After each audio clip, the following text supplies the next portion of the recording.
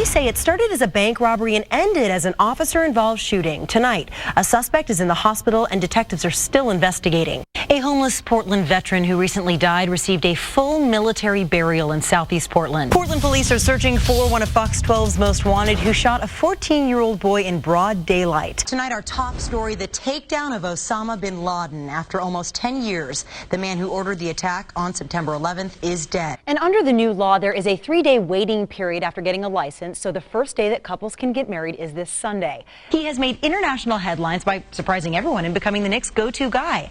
And there's a guy in Oregon who's saying, "I told you so." First tonight, let's get straight to Chief Meteorologist Mark Nelson. Hi, Mark.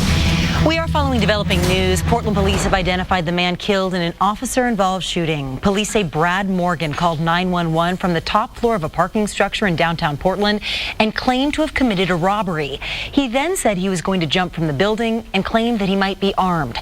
During the 911 call, dispatchers say Morgan also made several suicide by cop statements. KPTV's Jim Hyde is live from the shooting scene. Jim?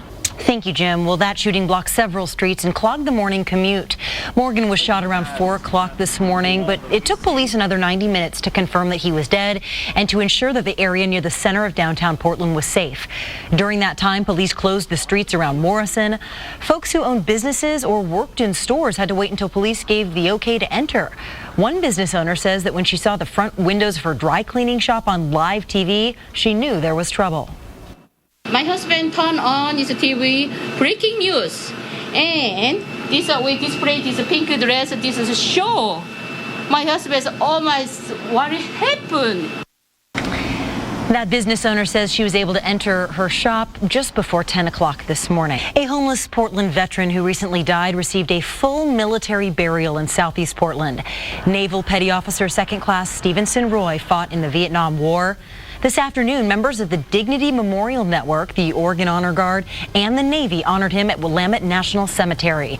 The ceremony featured a 21-gun salute and a procession by the Patriot Guard motorcycle riders.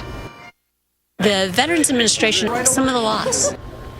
Today's ceremony was the 1,000th funeral service provided by the Dignity Memorial Network's Homeless Veterans Burial Program. A memorial service will be held tonight for a mother and son who died when floodwaters swept their car into an Albany creek.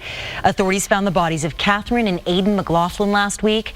The service will be held at 7:30 in the evening at the Phoenix Inn in Albany. Meanwhile, the family of the little boy who survived are hoping that he will pull through. Chris Wilgus and his son Malachi were rescued from the cold water last week. This is a picture of them.